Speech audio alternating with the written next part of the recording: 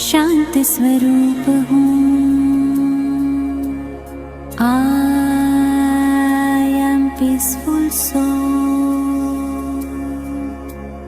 ओम शांति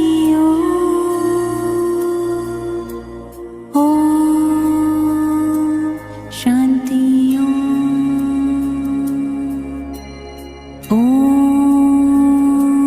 शांति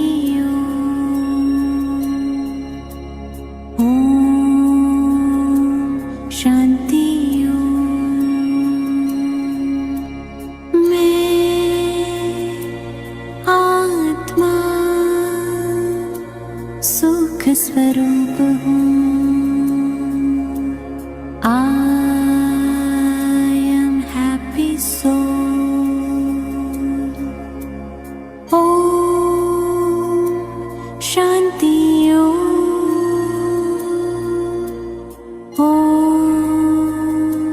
शांति ओम शांति ओम शांति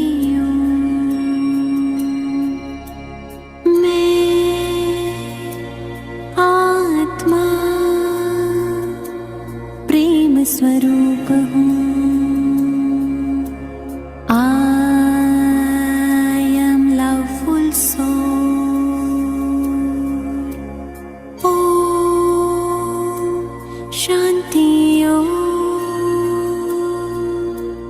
ओम शांति ओम शांति ओम शांति मैं आत्मा शक्ति स्वरूप हूँ।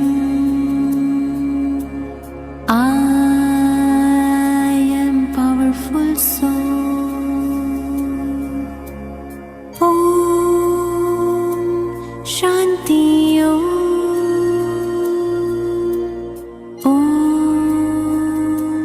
शांति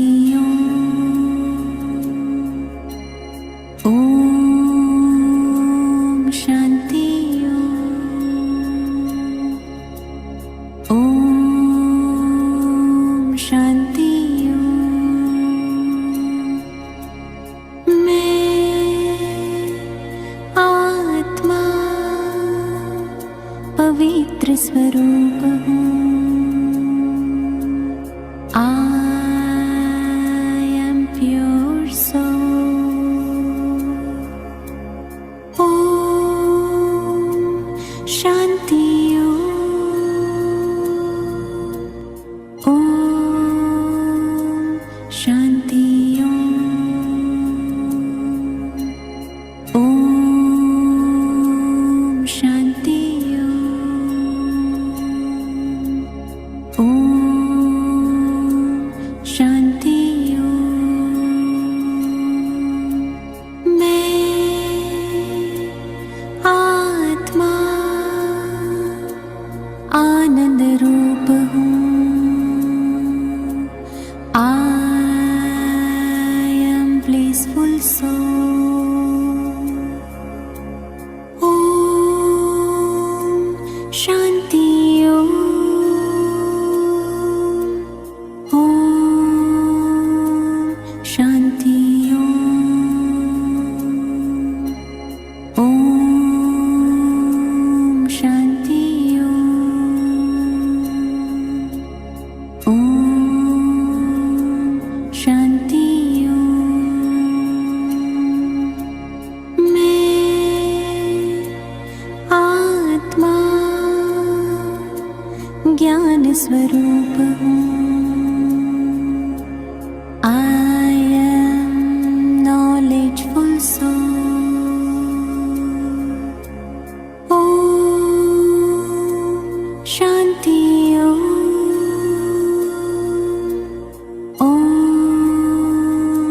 शांति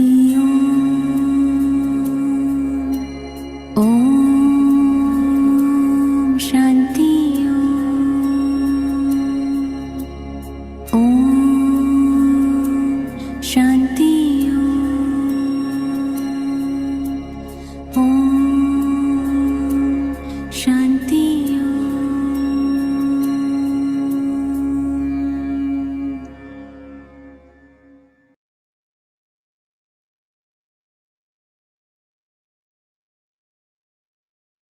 Hello, good evening, good afternoon, good morning, everyone.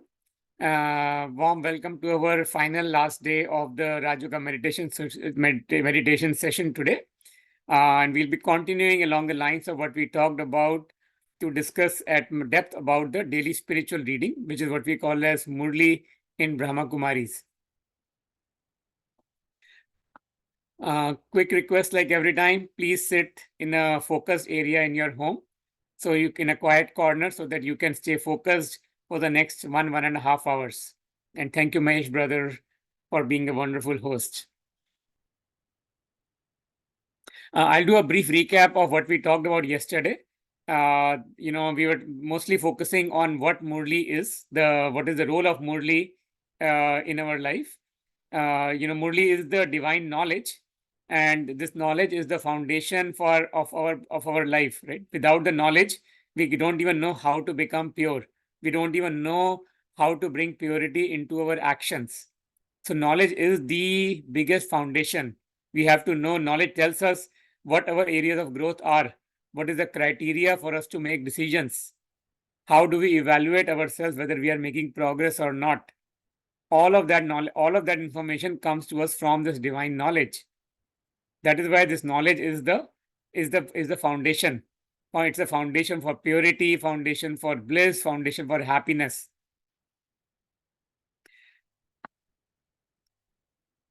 So with that, let's join for a brief round of meditation exercise together.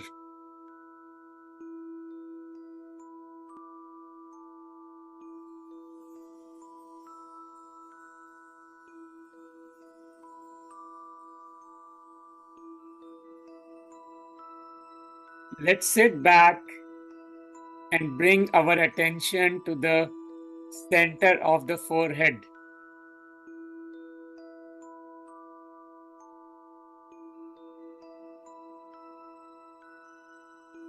Gently visualize a tiny star in the forehead.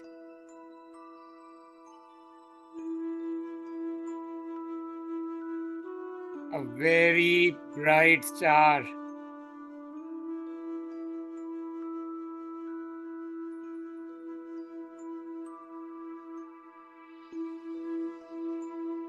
I, the being, visualize. Don't just create a thought. Visualize.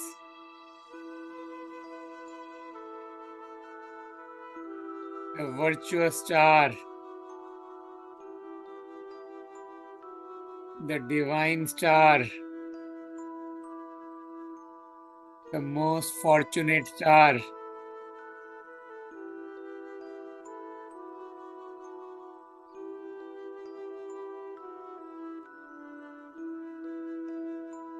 I am the master of this body.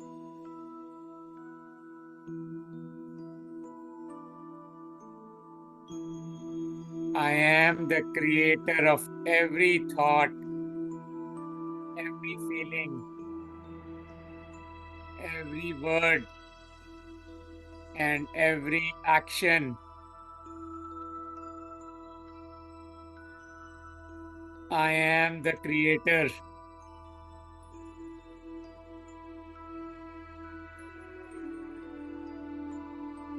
Whatever may be the situation, people's behavior, I choose my response.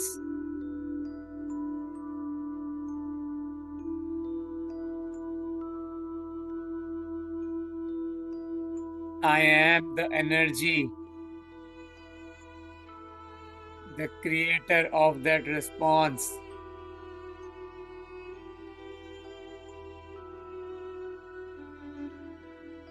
I am a divine being.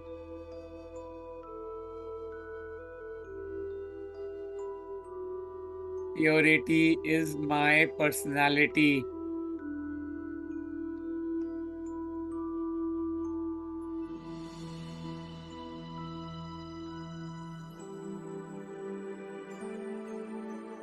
Every thought is pure and selfless.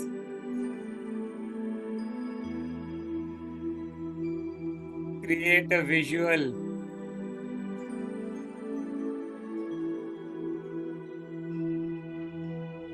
Every pure thought vibrating from the center of my forehead to my entire body.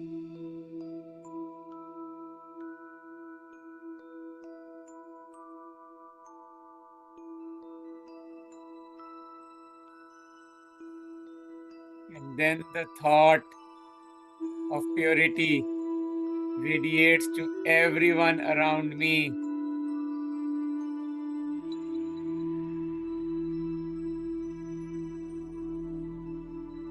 My every word is a blessing for all.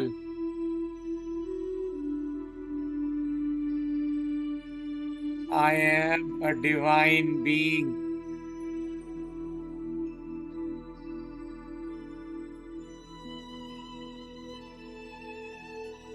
My every action is beneficial.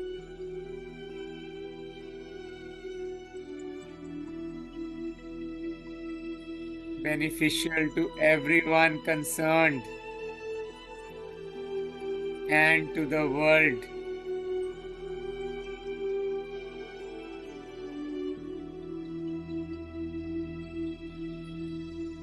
My every behavior radiates happiness to the planet.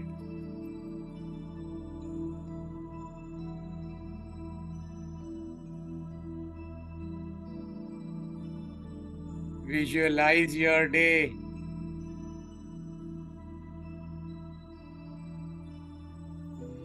You know who all you are going to meet today, what you are going to do today. Visualize. I am a pure being.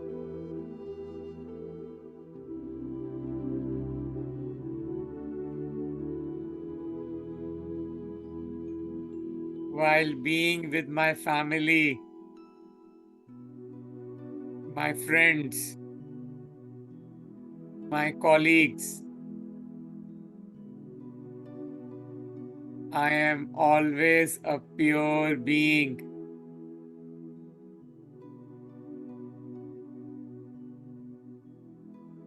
I adjust with everyone.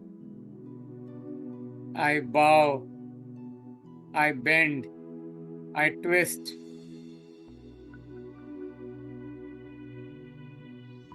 I am as flexible as the water. Yet I remain pure. I stand on my values of life.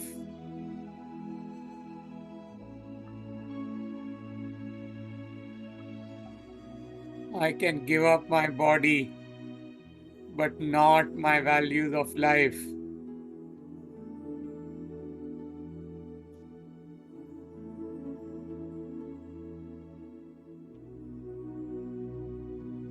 Visualize a divine light aura around you.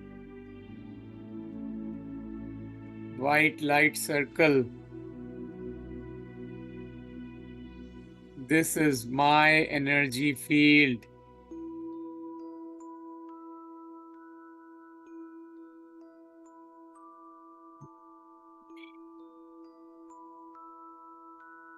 I, the being, am the child of the ocean of love, the ocean of purity.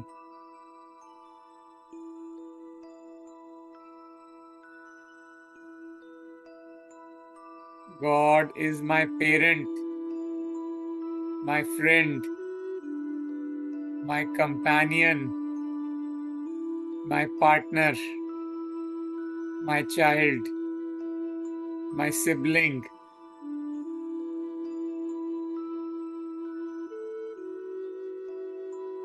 I am the child of the ocean of peace and love.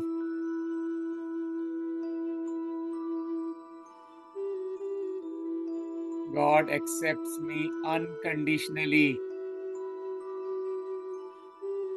God loves me just the way I am.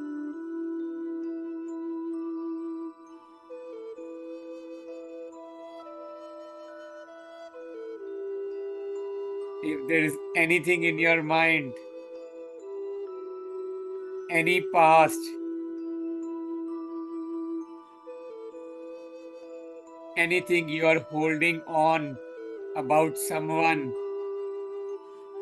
or about your own self, release it today.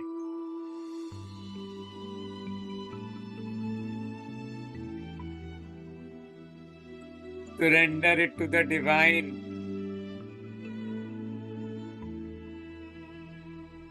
God accepts me unconditionally,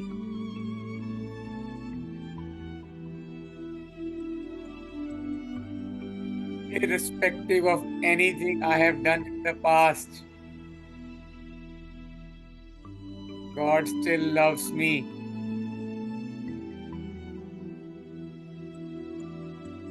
I release, and I surrender.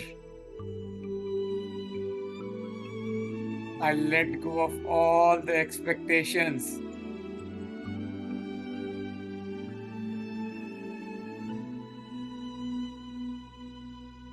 I now feel like a free bird.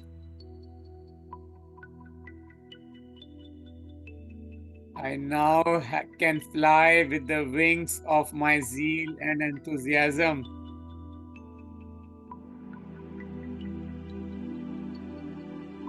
Because I released everything out of the past.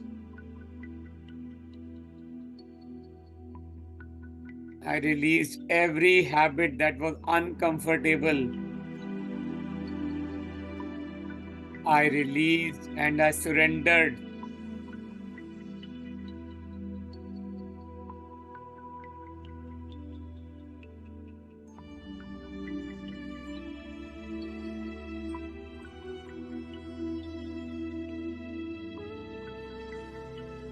Visualize God's love and power like a laser beam. It is filling me with unlimited loves, blessings, powers.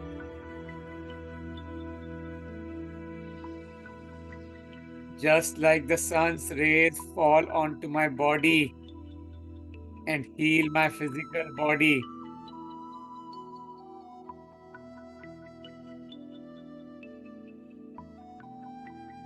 Similarly, God's rays of purity, love, bliss heal my soul and cleans me completely.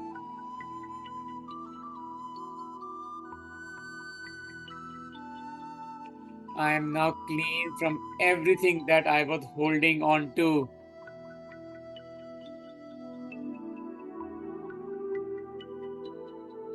I am now healed. I am energized. I am a divine being.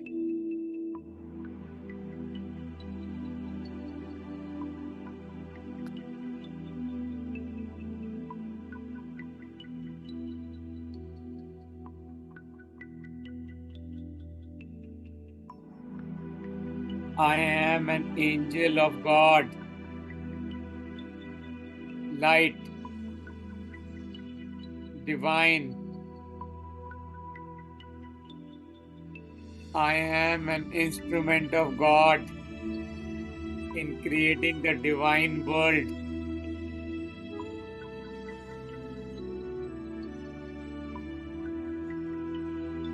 Today, throughout the day, in everything I do, with everyone I come across, I promise to myself that I will be a divine being filled with God's love and powers.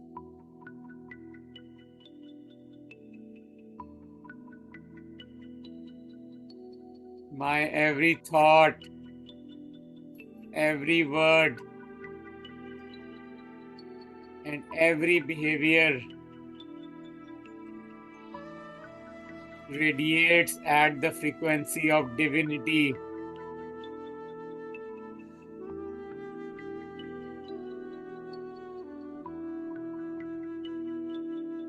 I become an angel of God.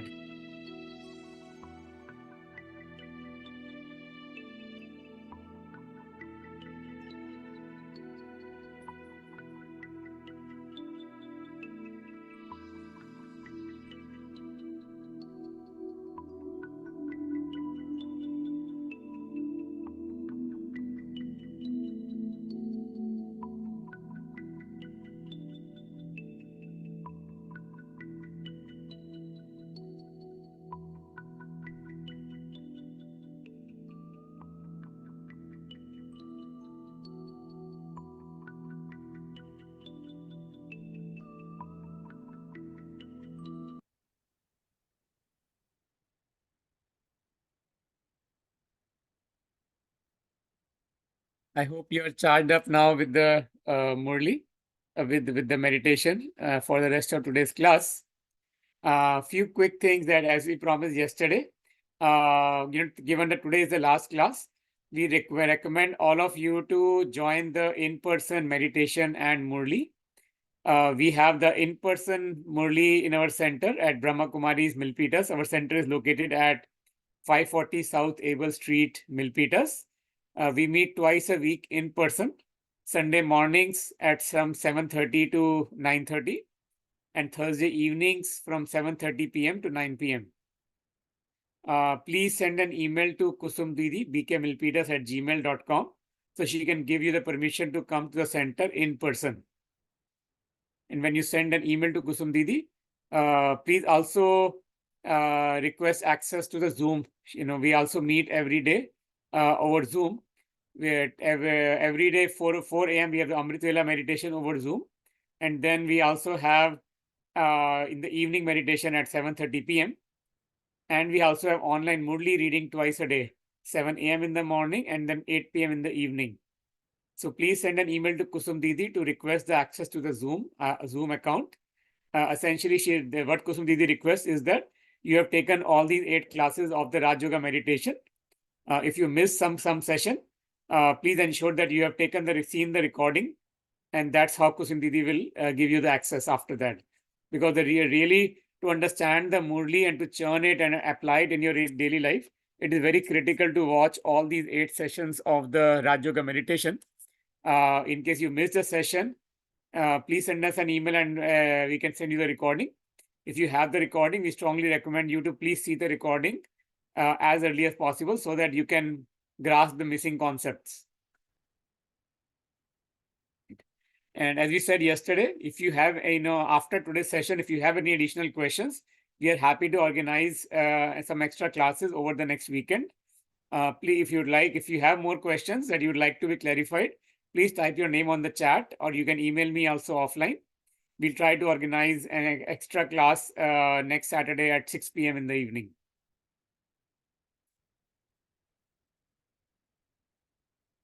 With that, let's try to read today's Murli.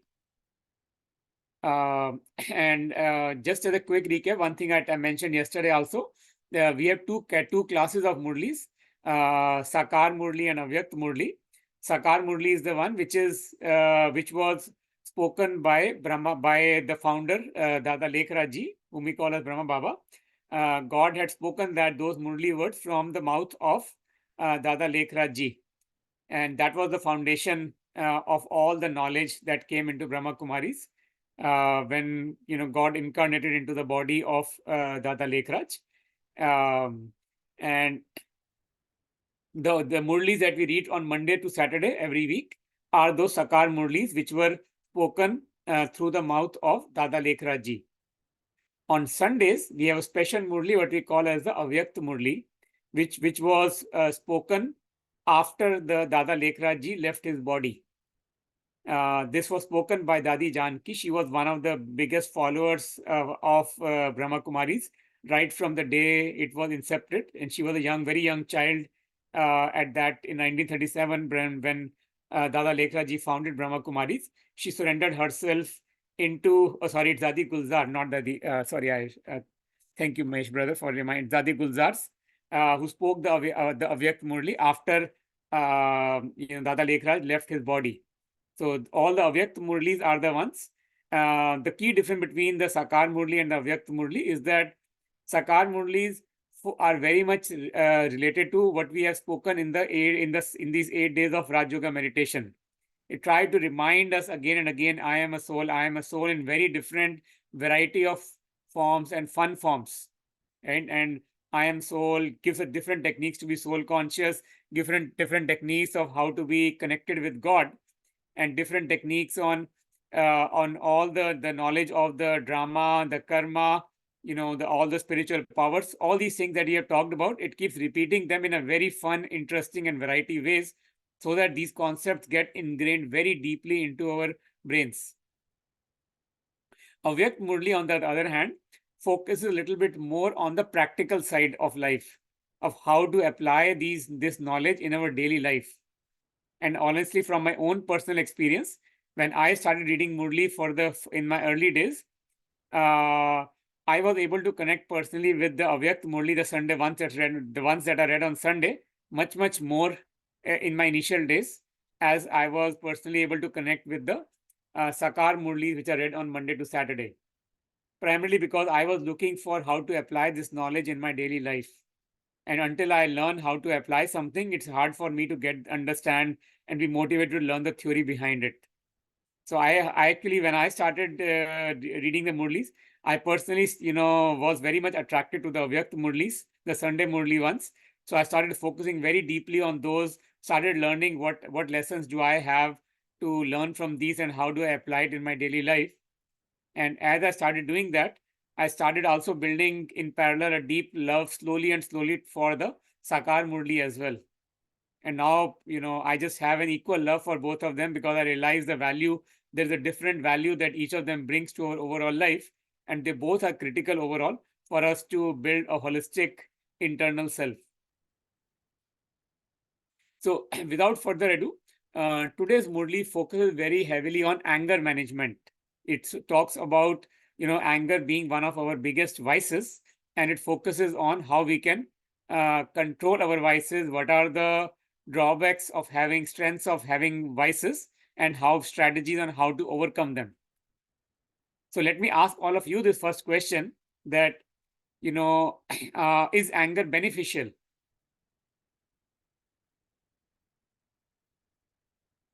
Can you share your response on the chat?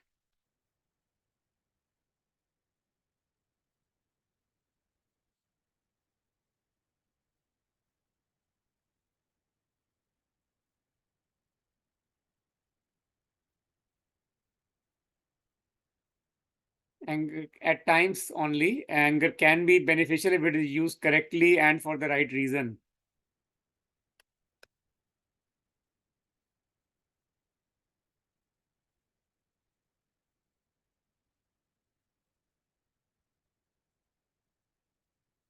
Let me ask you this next question. Do you think that when a person is angry, does that person feel happy inside?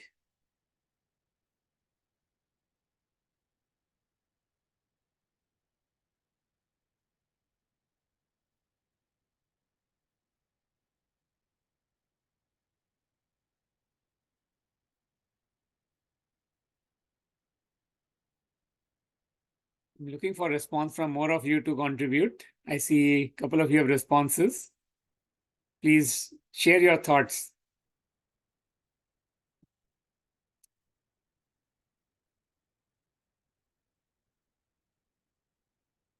Lots of you are saying no, anger is not beneficial. And the person who is angry does not feel happy inside.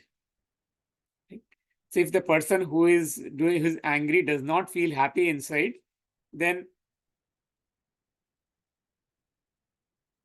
Why do we get angry? We believe that anger is power. When I scream at someone, when I speak loudly, or try to be uh, put my authority on someone, then I can influence them. I can make sure they follow what I try to say. While physically I may be able to force somebody to follow what I'm trying to do, forcefully do that with my anger, but that will not bring any love either to them or to me. Anger doesn't have to involve screaming. You're right. Anger can be a loud tone. It can even be a polite tone, but just a bit, in a stronger sense. Right? The reality is that anger does not bring any value to us. The person who is angry, they just feel a false sense of power inside from that anger. We often say that the person who is angry often says that, "Oh, I didn't mean to be angry. It just happened." What do you think? Do you think that the anger just happens automatically without any control from us?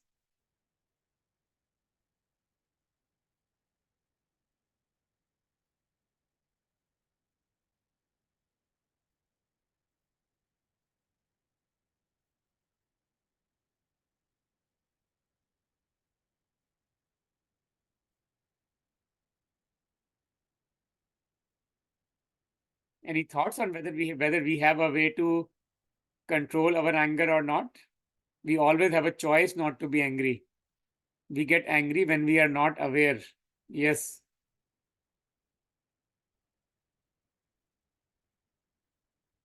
And so you say, yes, it just happens. And why does it just happen? Let's go back to the basics of what we talked about in our first day. How are our personal scars and personality traits created? Firstly, what happens? You remember? Can you all tell me what are the three parts, three faculties of the soul? And what is the role of each of the three parts of the soul?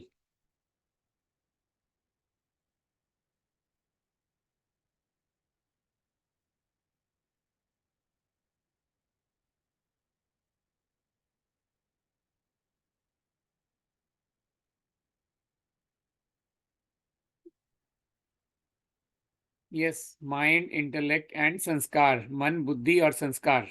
Right? What is the role of each of three of them?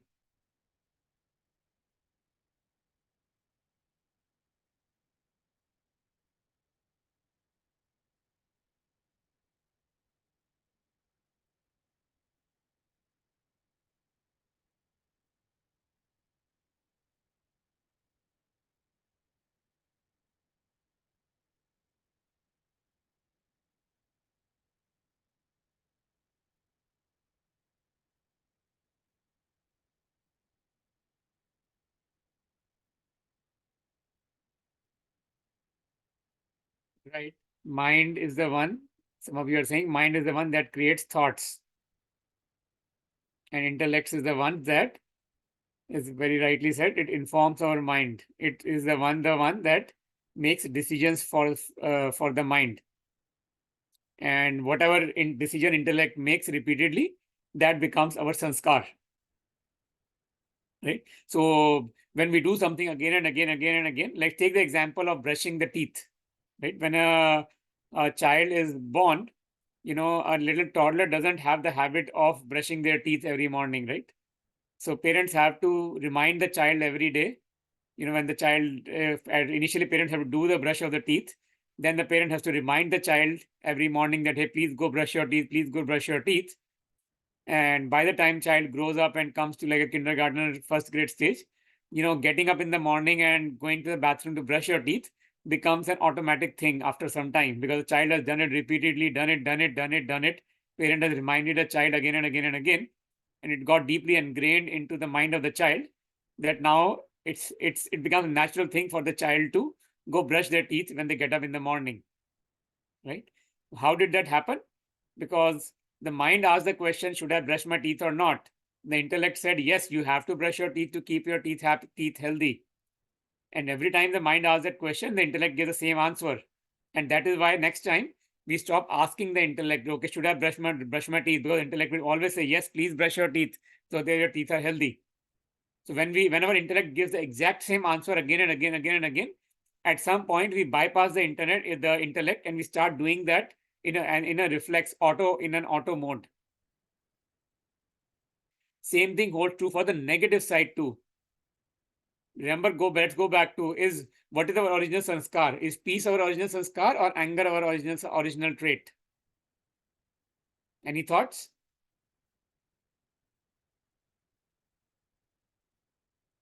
Right? As all of you are saying, peace is our original quality. Anger is not our original quality. So when we were all peaceful originally, and we started, losing some of our degrees, we asked our intellect, should I get angry? Intellect said, yes, try it out. Second time we asked the intellect said, sure, last time you got angry, you got some work done. Do it again. Third time, intellect sanctioned. Fourth time, fifth time, sixth time, 20th time, 50th, 100th time, the intellect gave the sanction that, okay, yes, it's okay to be angry. And then guess what happens? Whenever the mind creates a thought, it bypasses the intellect. It doesn't even ask the question to the intellect, should I be angry or not? It immediately starts being angry right away without thinking. And that is when we say, okay, I did not know, or I didn't know how the anger came to me. I didn't know that I had a choice in the middle. How did we lose that choice? Because we ourselves have given so much power to that anger. The intellect has, or whenever the mind asks the question, should I be angry or not? The intellect repeatedly said, yes, be angry, be angry, be angry. So many times that finally we bypass the intellect and we start using the anger right away. Anger started becoming our reflex action. And now it's time for us to undo it. How do we undo a bad habit? We have to consciously make a decision, consciously make the effort to undo it. Otherwise, the default thing will just kick in. Any thoughts on how do we undo the defaults? What is the technique for us to undo our old habits?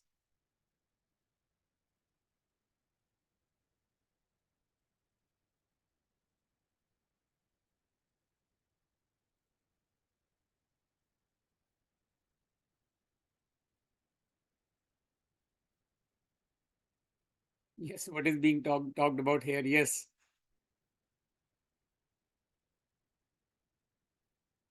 Through the meditation. Yes. Meditation, reading, remind ourselves of our original sanskars. Yes. Become soul conscious. Yes.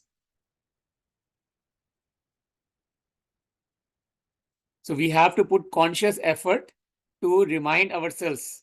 This entire Raj Yoga meditation is teaching us to detach from the external world and go inwards. Be aware of our own thoughts. Check our feelings. When we are aware of our feelings, then we can control them. We can channelize our thoughts in the right direction. We won't be able to say, oh, anger just came.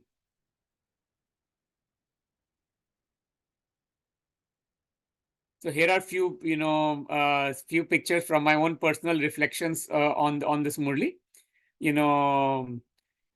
Getting angry is just like picking up a hot coal.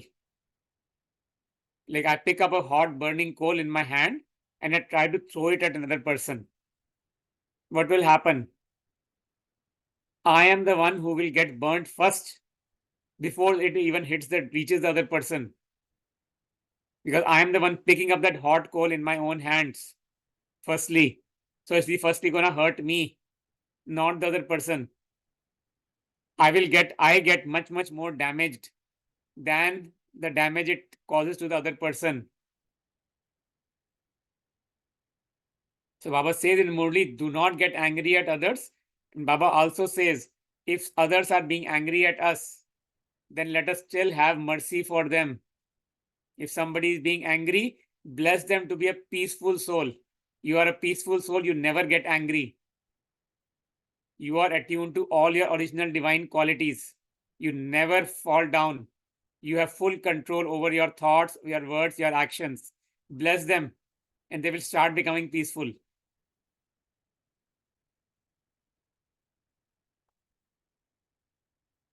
Then Baba says that Baba gives a strategy on how to calm down our anger.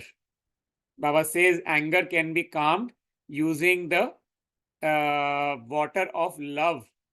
When there is fire outside, a physical fire, what do? We put the fire extinguisher, right, on the fire to control the fire. Now, anger is like the fire that is happening inside our mind. To tame that fire of anger inside our mind, we need to pour the water of peace, love, happiness, compassion, gentleness, bliss. When we take all these as our pure actions, our pure qualities, that's how the anger starts going down.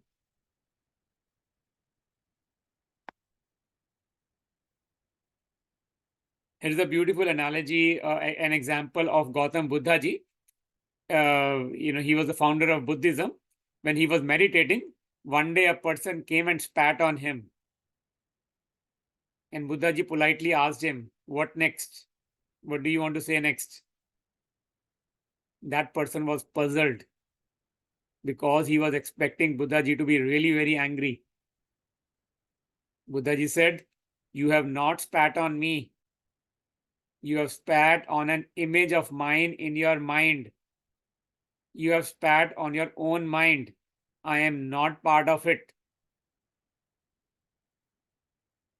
That is the kind of power control we need to have inside our own selves.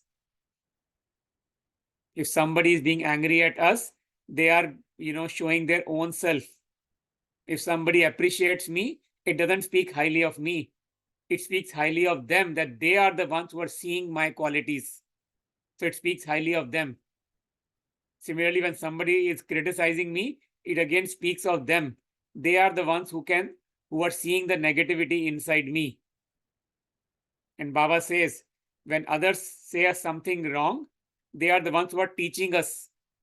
They are the ones who are, empowering us to become stronger human beings. So say thank you to them.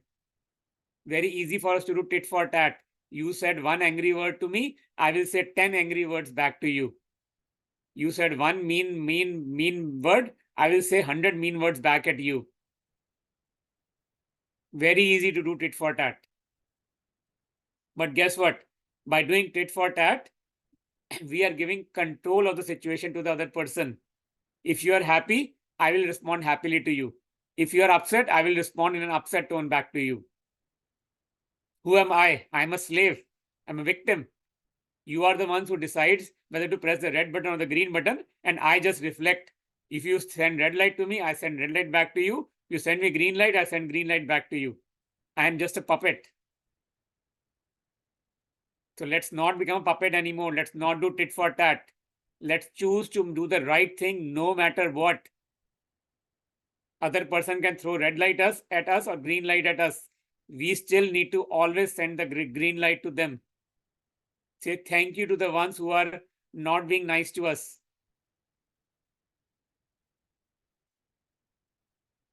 Baba says there are 3 forms of anger.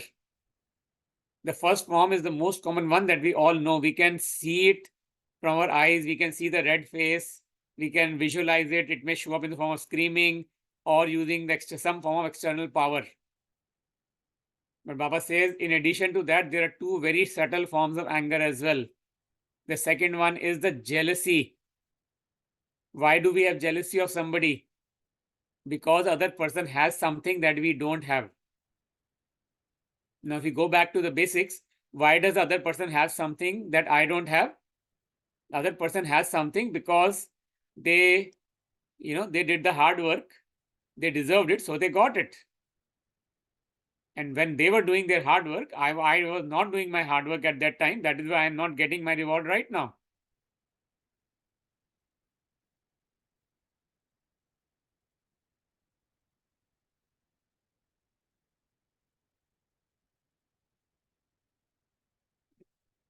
Jealousy is just again another way for us to show our anger.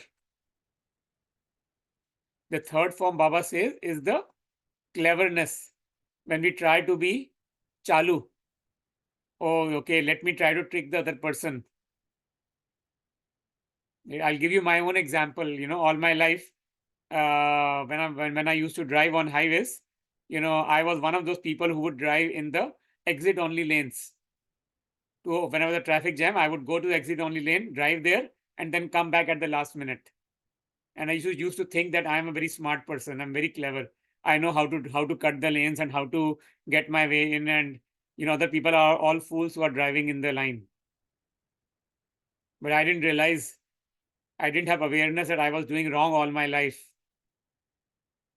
When I became aware, okay, you know, that I was trying to be over clever and over smart, that was not the right thing to do. I stopped doing each and every of those kind of acts. Not only that, I used to firstly enter at the last minute in the cut the line. Then I would let somebody else come in front of me, and I thought that okay, my negative thing has become. I am done with my negative action because I let somebody else come in front of me. So I'm doing a positive act to somebody. So I'm neutral now anymore. After coming to this knowledge, I realized that doing wrong thing is definitely a bad action, and letting somebody else do a wrong thing is another worse action. So all my life, I actually kept doing two wrong action, -1, -2 every time. It was not -1 and +1 becoming 0. I kept doing -2. I would myself cut the lane, and then I would let somebody else come in front of me and cut the lanes. So when I became aware of all this knowledge that, okay, I'm doing something wrong, I need to put a stop on all this.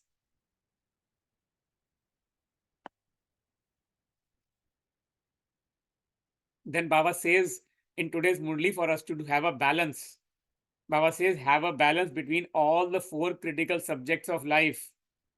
The ones we have talked about yesterday as well as in the fourth class on how to be Karma Yogi.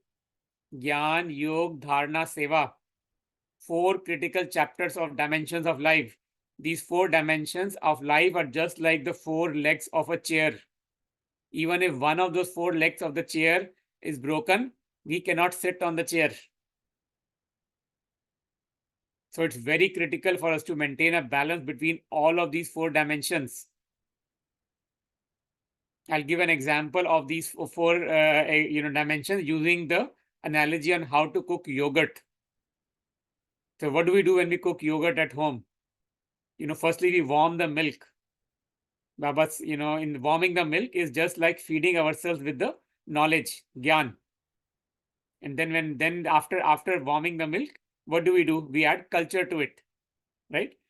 That adding culture to the milk is like sending the divine vibrations to our own cells. So step one, we read the knowledge, which means they're forming the milk.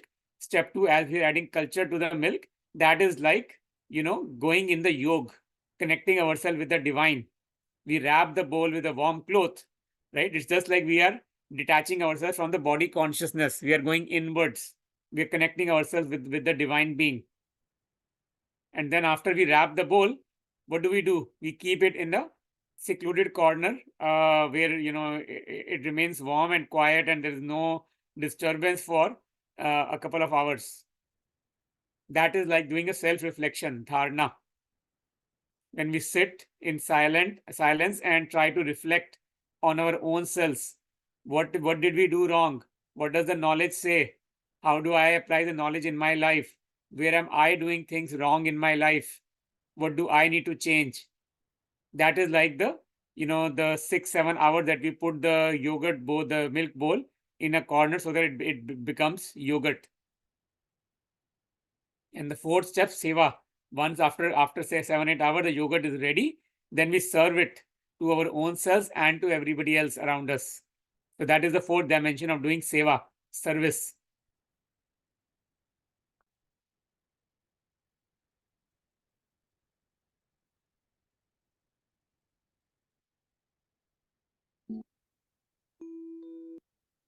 So let's try to read. These were some of the drawings. Let's try to read the direct words of Murli for a few minutes. So you'll get a sense of how to read it, how to understand it, and how to make sense out of the Murli. Murli says, finish your old sanskars and imbibe your original sanskars and become ever ready. So when we Baba says finish your old habits, the habits that are based on body consciousness, imbibe your original sanskars, imbibe your new virtues, which were our original virtues of purity, peace, love, happiness, bliss, knowledge. Those are our original sanskars, right? And become ever ready. Ever ready for what? Ever ready for us to face any storm of life. Ever ready so that any situation can come to me at any moment. I have to be prepared. It's just like the surprise test in the exam, in the academy exam. Sometimes we know the date and time of the exam in advance, but some teachers like to take surprise tests. What do we do for it in the classes when there is a surprise test? Can you share your thoughts? How do we prepare ourselves for surprise tests in academics?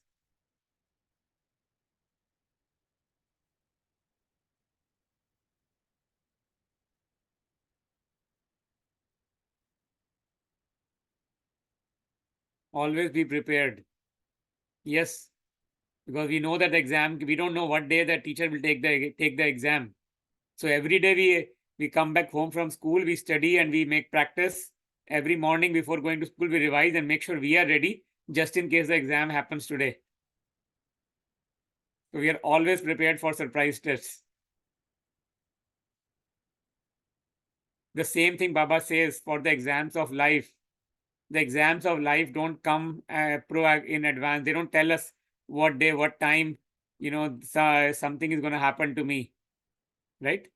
Nobody comes and tells me in advance, okay, hey, tomorrow at 2 p.m., I'm going to come and speak angrily at you. Please make sure you have revised your Murli and you are in the state of connected to God and you can respond to me with dignity. We have to be always be prepared, no matter what situation can come anytime. I have to prepare like the surprise test.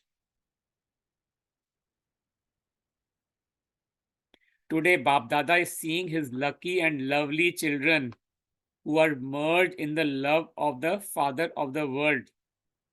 See what beautiful, the way Baba addresses us. Baba says, you are my lucky and lovely children. We all are lucky children of God. We all are lovely children of God. So if we call ourselves as, I am lucky, I'm a lucky child of God. I'm a lovely child of God. I am merged in the love of God. As you try to read each and every line and word of Murli, don't just read it from your words. Take a pause and visualize it. Experience it. Become an embodiment of that sentence, of that words. And I'll tell you from my own personal experience, when I started reading Murli, it was hard for me to read such a long Murli and understand and grasp the whole thing. So I would only read maybe a few sentences, only the first few sentences in the beginning and the last few sentences, because I'm a person who likes to go a little deeper personally to understand what does it mean. Otherwise, with too much knowledge, too much text for me as a new person to understand and absorb and, uh, you know, too much for me to absorb as a new person. Why it's calling us as children? Because these words are spoken by God. They're not spoken, they were spoken from the mouth of a human being, Dada Lekhraj, or the Dadi. But these words are coming directly from God. That is why they are being addressed to us as children. Don't think of yourself as a child of the person who is speaking the Murli. Like, it's not me who is speaking the Murli, it's God who is speaking the Murli right now. And he is just using my mouth as a way to speak because God does not have his body.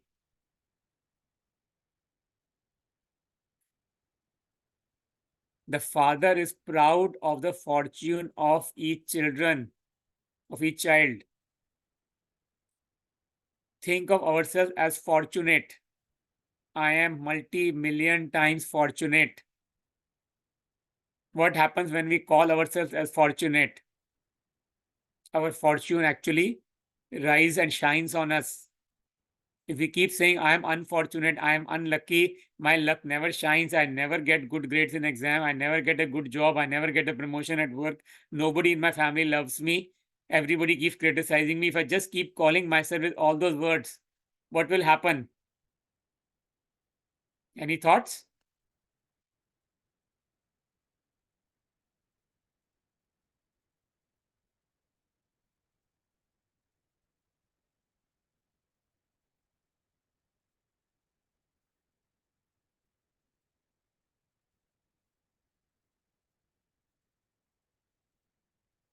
Yes, we will make that negative thing happen.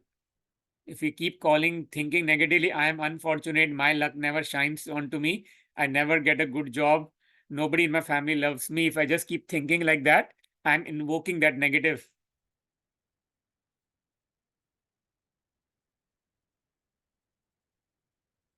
My children are so great at present that throughout the entire cycle, not even the deities, the great leaders of religions, the great souls, or the multi-million times fortunate souls have such great fortune as you Brahmins have. So Baba is addressing us. Baba is saying that we are even more fortunate.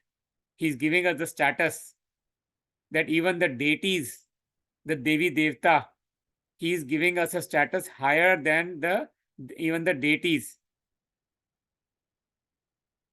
What a beautiful thought that is. It was hard for me when I came to the knowledge early in my early days of Brahma Kumaris, that how can I think of myself as a deity?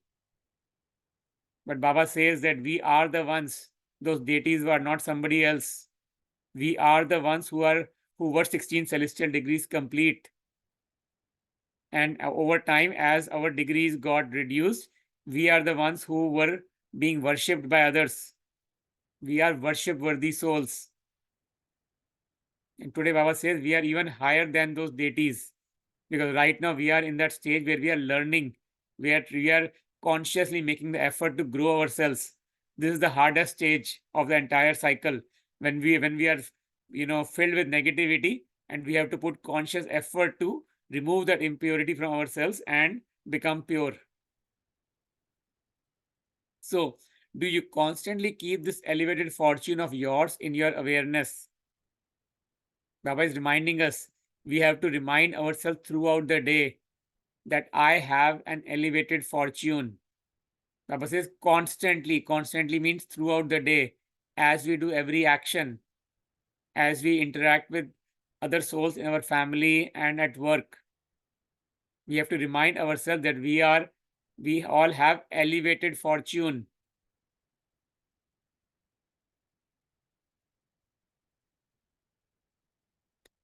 So the word Brahmin here does not refer to the caste of Brahmins in that which was used. Here the Brahmin, in this context, the Brahmin means the one who is studying, one who is working hard to transform himself or herself from impure stage into a pure stage. That is the intent behind the word Brahmin here. Why we are being called Brahmins means hard workers, the ones who are studying and studying all this divine knowledge and transforming themselves. Do you constantly sing this unlimited song in your mind? Wah Baba, the bestower of fortune. Wah, the fortune of I, an elevated soul. So we have to constantly remind ourselves, oh my God, my life is so beautiful. How lucky I am. How blessed I am. I'm a fortunate child of God. Even when some problem comes to me, we thank God. We thank the other person. We thank everyone who is not being nice to us, because only when we thank them that we'll be able to find the beauty in what is happening in our life. Even when there are obstacles, problems in our life, when we say thank you to those obstacles, we will be able to extract a very beautiful juice out of those problems. That nectar is what will become the sweetness, bring sweetness in our life, and we will become stronger human beings. Right, this definition of Brahmin is not the commonly used definition used outside Brahma Kumaris. People typically use Brahmin in the context of Brahmin, Kshatriya, Shudra.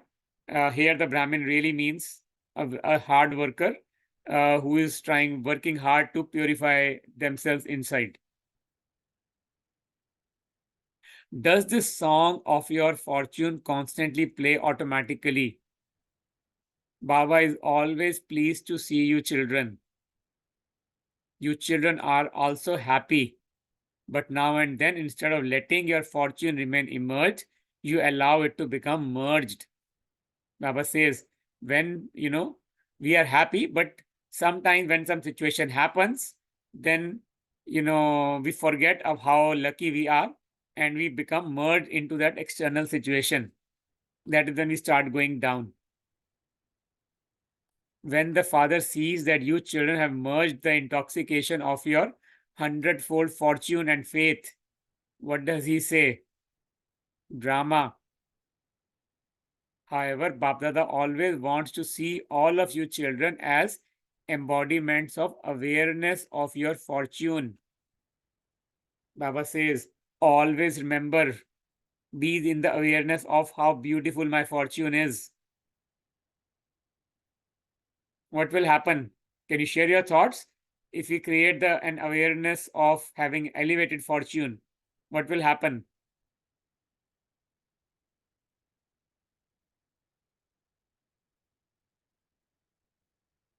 Any thoughts? It will come about in some form. Yes, we'll be grateful to that. Yes. Let's just take an example, right? Simply, if there are two people outside my home who are knocking my door, let's say John and Harry are knocking my door, and I say, John, come inside. Then who will come in? John, right? Because I said, John, come in. Harry will not come in, only John will come in. Now imagine that John and Harry represent, one of them represents of my elevated fortune, right? And Harry say represents my negative fortune, right? Fortune that will bring me downhill, right? Now if I call John, what will happen? Who will come inside? Again only John, right? And now John is the representative of my elevated fortune. Say Harry is the representative of my low fortune, misfortune, right? So if whosoever I call is the one who will come inside. Just like whosoever is knocking at my door and I say, John, come in, only John will come in. Harry will not come into my room.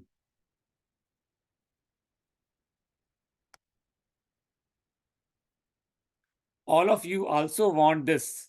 However, but comes in between. If any of you are asked what your aim is, then all of you children are moving along with that aim. I have to become equal to the Father. The word Father here means God. Our aim in life is to purify ourselves. That is how we try to become equal to God, in the sense of equal in the sense of virtues. Because God is 100% complete. God is an ocean of love, peace, happiness, bliss. So we ourselves also have to become equal to God by purifying ourselves. The aim is very good. Since your aim is so elevated and very good, why is it sometimes in a merged form and sometimes in an emerged form? What is the reason for this? You make such good promises to Bap Dada. You have heart-to-heart conversations with Bap Dada. So, in that case, why is there a difference between your aim and the qualifications? In the physical world, if we have an aim to say become a doctor, what do we do? Do we go enroll ourselves in a law school to become a doctor? Do we go enroll ourselves in a business degree to become a doctor? No, right? We know if my aim is to become a nurse or a doctor, I will enroll myself in a medical school, right? In my high school, I will take some classes related to biology, right? So that I can become a nurse. If I want to become an engineer, I will take math or science classes, right? If I want to become a businessman, I will take economics and other similar classes, right? Finance classes to become a businessman, right? The same thing holds true here. Whatever our aim is, we have to take classes based on that.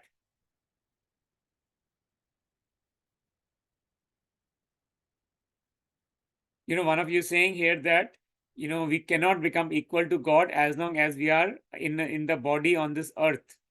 The aim is good, but not happening to become equal to God. Why is it not happening?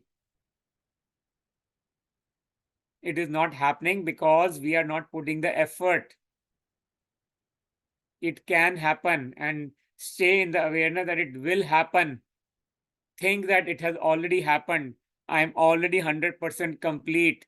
Call yourself with that blessings. Read this divine knowledge and start applying it in your life. Check yourself. Check your thoughts, check your words, check your actions. We follow all these principles in daily life, it will not seem impossible to that we can become 100% complete. That's exactly, you're saying that, but the effort is good, but that exactly, remember, but Baba said in the Murli that we keep putting but. Remember a few minutes back there was a sentence here that you keep saying but. Yeah, all of you also want this. However, but comes in between. Baba knows exactly what our psychology is. And that's why he's saying, don't put the but in between. Say, yes, it has happened already. I am 100% complete. I will become 100% complete again. Think of yourself as that. And we will become 100% complete. It's a guarantee. Don't have doubts in your mind. Will this happen? Will that happen? What will happen? Will not happen? No doubts in the mind. Believe it strongly. No negative thoughts. And it will happen for sure.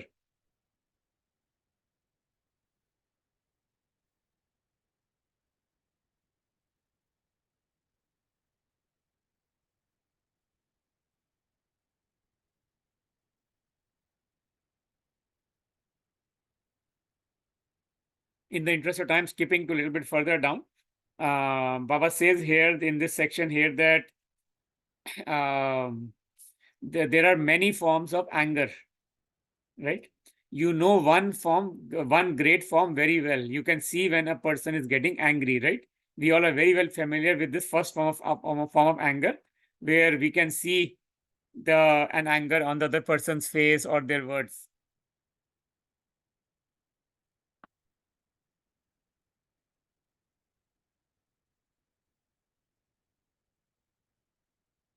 The second subtle form of anger is jealousy, conflict, or internal dislike. It's very critical. Anger is not just what we see from outside. Jealousy, conflicts, not liking somebody from inside, these are also subtle forms of anger. These forms are not visible externally, neither through loud words nor in any other external form. However, just as external anger is a form of fire and it burns inside and even burns others, similarly, those who have jealousy, conflict, or dislike within them also continue to burn inside. They don't become red internally. When someone becomes bright red externally, that is all right. But then the other one becomes ugly inside. Baba is saying that when in the first form of anger, which is externally visible, there we can see the redness on the face. But when this second form of anger, which is subtle form, which is the one where we have jealousy, Baba says here we become red from inside. We become ugly inside. So check yourself all the time. Am I being jealous of somebody? Is it that I want something in my life just because somebody else has it? Or am I feeling upset because somebody else has this thing but I don't have it?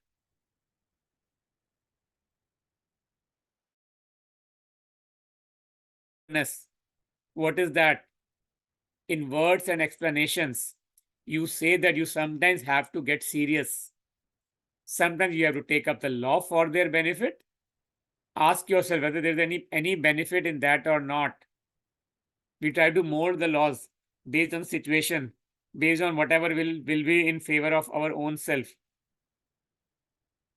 Bap Dada has not given any of you permission to take the law into your own hands. Has Baba said in any Murli that you may take the law into your own hands? Do not get angry. Those who take the law into their own hands have the form of a trace of internal anger. Yes, even the instrument souls do not take the law into their own hands.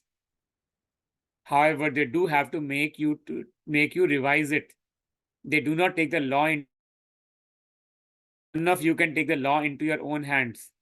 But the instruments have to make others revise the laws that Bab Dada has made. Those who are the instruments have this much power, not everyone.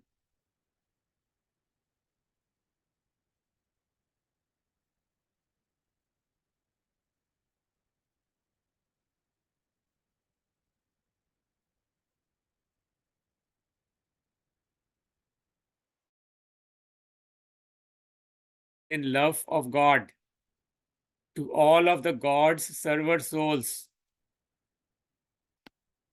to the elevated souls whose dharana is all of easy effort, to those who constantly have the aim of becoming equal to God and who develop those qualifications, to the souls close to the God, lots and lots of love, remembrance, and namaste from God. See how Baba is giving us so many beautiful titles. He says we are the servants of God. We are the elevated souls whose churning is very, very easy. See, Baba is not making us hard worker. Baba is saying it's so easy for us. He's telling us it's very easy. Baba is saying that we are reminding us that we have the aim to become equal to God. Blessing. May you be a powerful server and give souls this immortal knowledge and liberate them from their fear of untimely death. Baba is saying we need to be that powerful server, the one who serves with our inner powers. We need to give souls this immortal knowledge, share Baba's knowledge with everyone, liberate them from their fear of untimely death. People everywhere in the world are afraid of untimely death. They are eating with fear, moving with fear, and sleeping with fear. Tell things of happiness to such souls and liberate them from their fears. Give them the good news that you can save them from untimely death of for 21 births. When we are 100% complete in the golden age, there is no untimely death anymore. Everyone gets old and they, consciously release themselves of their bodies. Make every soul immortal by giving them this immortal knowledge with which they are saved from untimely death for birth after birth. With your happiness, with your vibrations of peace and happiness, become powerful servers. Baba is saying we need to serve the vibrations of peace and happiness to others. How do we do that? How do we serve vibrations of peace and happiness? We firstly visualize ourselves as the being, point of light. We connect ourselves with the divine light. We inherit all the divine virtues onto ourselves. And then, like a laser beam, we reflect these divine virtues to all the other souls. We give everyone the experience of happiness and comfort. Slogan: only by keeping a balance of remembrance and service can you receive everyone's blessings. Baba is telling us very critical for us to keep a balance of yoga and seva. Yoga is remembrance, seva is service. We have to do both remembrance and service. It's just like, if we have to pass some exam for entering into a college, we have to, the exam has 2 or 3 different subjects. We have to get a minimum grade in each subject so that we can pass that exam. Same way Baba is telling us in these exams of life, there is one subject of remembrance and one subject of service. We have to keep a balance between the two. If we don't have yoga connection with God and we're just spending like 16 hours a day doing volunteering and serving non-profits, that is not going to add much value. Alternatively, if we just keep sitting and doing remembrance, which is great, which is 10 times more powerful, but we also have to do some service along with that. And service doesn't have to be at physical level. Service can be very incognito by just sending the divine positive vibrations to everyone.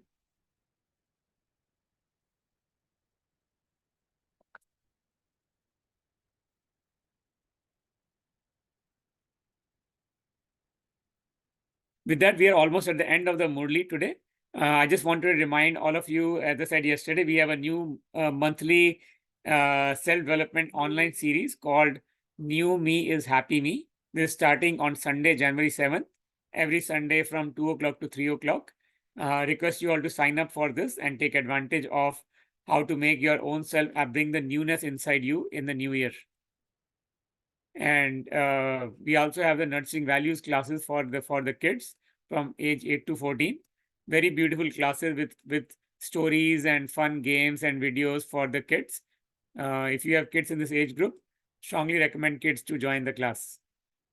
And then we also do well-being webinars at your workplace. Let us know if there's any topic of interest for you. And as a quick reminder, today is officially the last class, but we are happy to have some extra classes. If you'd like to extra classes next weekend, please type your name on the chat. Let us know that you are interested in extra class, or send me an email and we'll organize one for you. With that, we are almost over with the today's session. If there are any questions, any thoughts, any feedback from any of you. Shanti, brother. Shanti. Yeah, thank you, brother, for today's session and for reading God's words of wisdom and for explaining it with very beautiful drawings and analogies.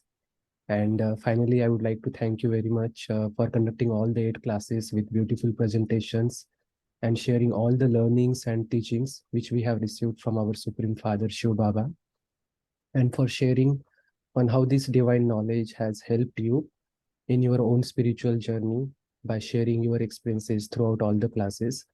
I'm sure all of us has learned a lot and going to benefit from this divine knowledge and from the experiences and examples you have shared. So thank you very much for that. I do see a couple of... I'll be honest that it's not me. It's God who taught this class. I was just the blessed instrument of his. Yes, brother. So let's say thank you to God, to Baba, for teaching this class. Yes, brother. Yeah, definitely. It's all Baba does everything. Yes. I do see a couple of questions. The first question is, why do I still feel worried and tense in spite of listening to Raj Yoga meditation course for last 8 classes and several online videos by Brahma Kumari sister Shivani and others? Firstly, I'm glad to see that, you have attended all 8 classes and you're also starting to, practicing the meditation every day. That's wonderful. It's a great step. I'm very proud of you putting that much effort. And the reality is that it takes time. So there are I'll tell you from my own journey. When I personally took this Raj Yoga meditation course for the first time, for almost 2 years, I was personally in an off and on mode. Here, there, someday listen, someday not, someday go attend some class, someday do this, someday not do this. I was doing it, and whenever I would do the meditation or listen to the Murli or listen to some class, I would feel happy about it. But I was not experiencing constant happiness. I would go through lots of ups and downs, roller coaster rides, depending upon the situation. Sometimes something would happen here, there, and I would fall down. It was not a constant state for me. And then I asked my teacher one day that it's been 2 years. I asked similar question to my teacher that it's been 2 years and, I've been listening to the classes and everything. Why do I still go through roller coasters in my mind? And the teacher asked me, have you been practicing all of these teachings consistently every day in your life? All 4 dimensions. She asked me, do you listen to Murli every day or positive reading every day, right? I said, no, not every day. She said, do you do meditation at Amrit Vela 4 a.m. every morning? I said, no, sometimes yes, sometimes no. She asked me, do you do self-reflection and apply these knowledge in your life every day? I said, sometimes yes, sometimes no. She asked me, do you do service? I was doing service at physical level a lot, but I don't think I was doing spiritual service from my mind because I was not clean in my own mind. So the teacher told me, she said, please go on a 30-day pledge. Just try for 30 days, doing all these 4 things consistently, and then you will see the difference.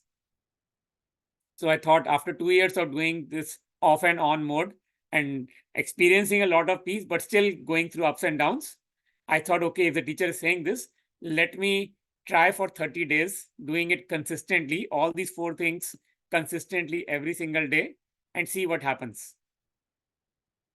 And guess what? It's been now almost more than 2.5 years since I took that 30-day pledge. That 30-day period has not ended yet. Almost 2.5, 3 years now. And the 30-day period, I have pledged that that 30-day period will never end. Till my last breath, till my last day, I will continue on this journey because I have not tasted personally. I have seen, I have felt and experienced it personally. What does it mean to do consistently and experience that inner peace constantly? I've experienced that stage of where I can visualize myself as the being and I can have a one-on-one conversation directly with God.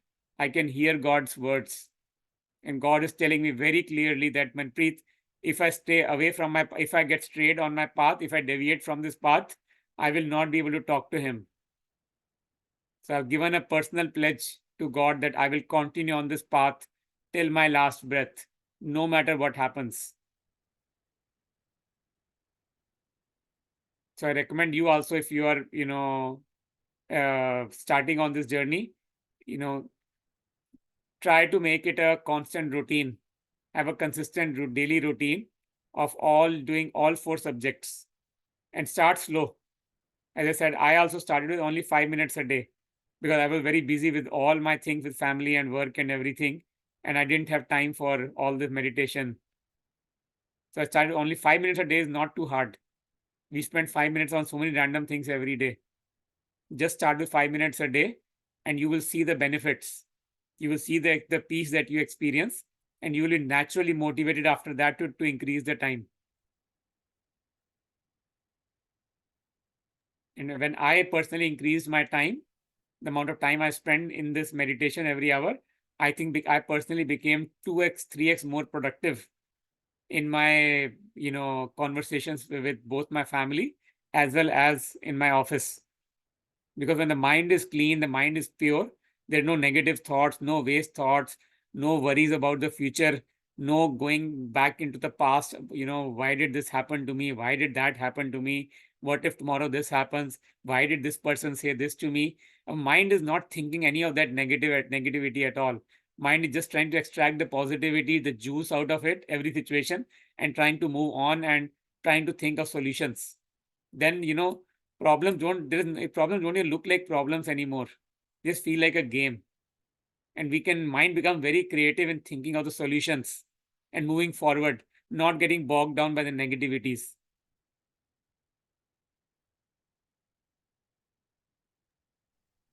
Thank you very much, brother. That was really very well explained.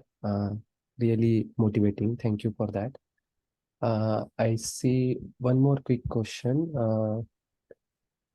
I work much harder than my colleagues and add a lot more value to my company. Why does my colleague get promoted and not me?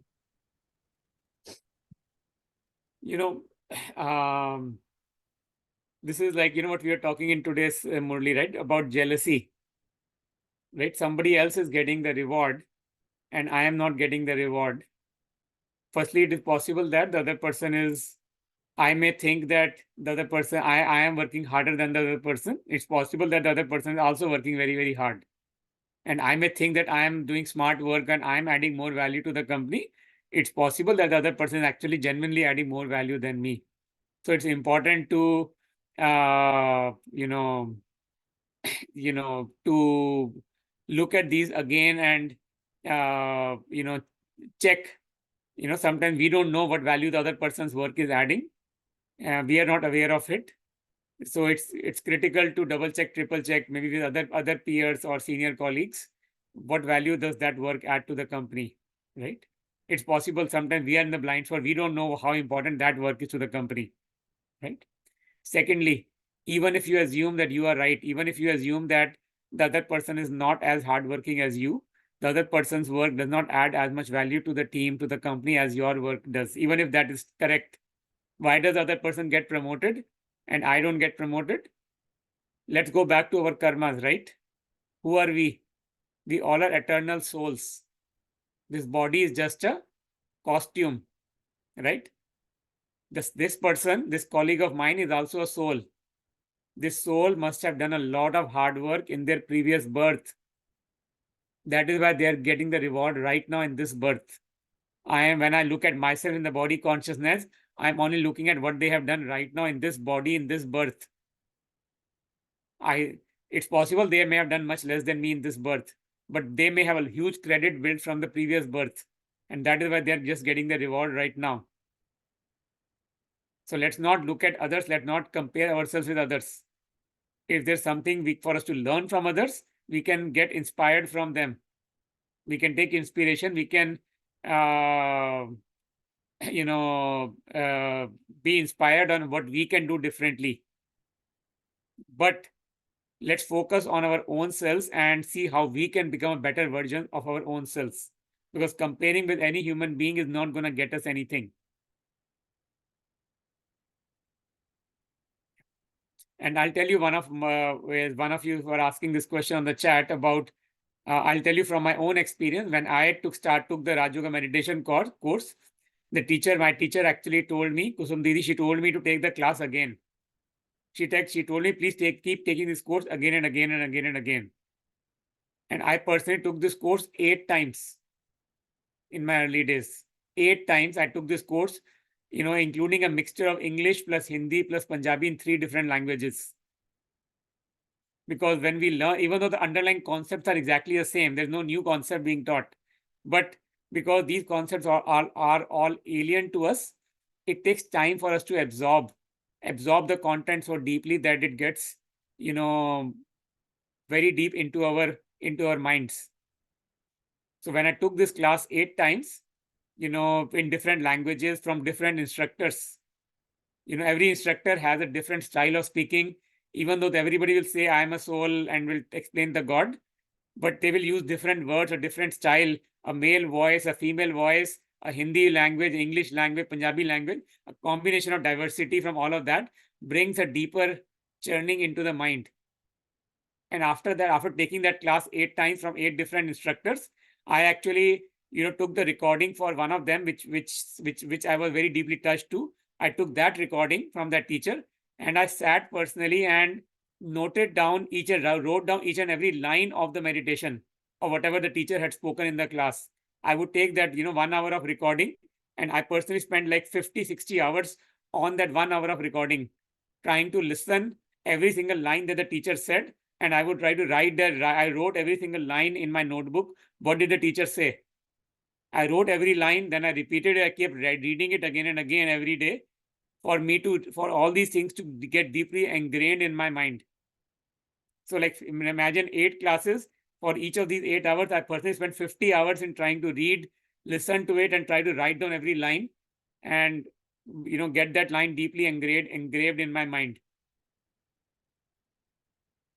Because we are not taught all these things from childhood, right? We are only taught academic things, math, reading, science, physics, chemistry, computers. We are only taught the academic things, which bring us academic success, which is great to have academic success as well. It's very critical to have financial success, everything in life too. But, being grounded, this spiritual knowledge of awareness of who we are and how to do pure actions is a very critical knowledge that I personally learned over the last few years after coming to Brahma Kumaris. Thank you, brother, again. Yeah, I think that ends our today's Q&A session. Thank you very much. So only one of you souls has replied here saying that you're interested in the class next Saturday. I'll send you an email offline and get in touch with you to figure out the timing for the class. If any of you else would also like to join the extra classes, please send me an email. Thank you, brother, again. Thank you. Yeah, thank you. And thank you everyone for joining us today and for the entire course. as brother mentioned, this is not the end of your journey. This is the start of your journey. As on completion of this meditation course, you have taken a new spiritual birth.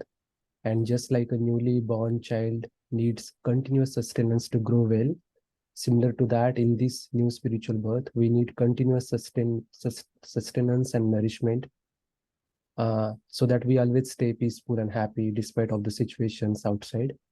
And as brother mentioned, daily Gyan Murli is the medium through which our Supreme Father Shiv Baba sustains us.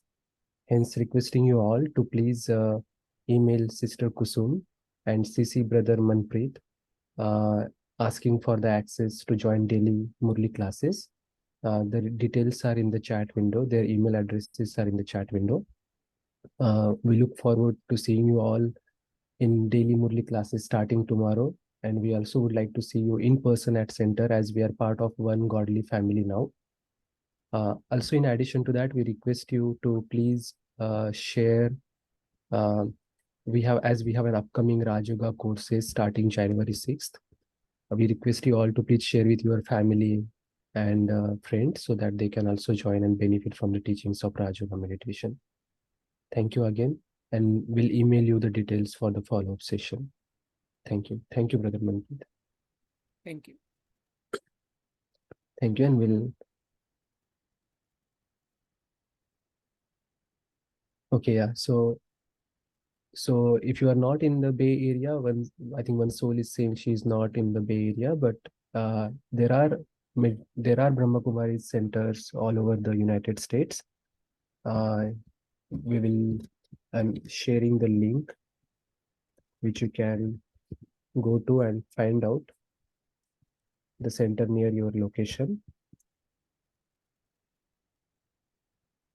Okay, got it. Okay, yeah. Thank you, Sid. Thank you, everyone. We'll end today's session now. Thank you, brother. Om Shanti. Thank you.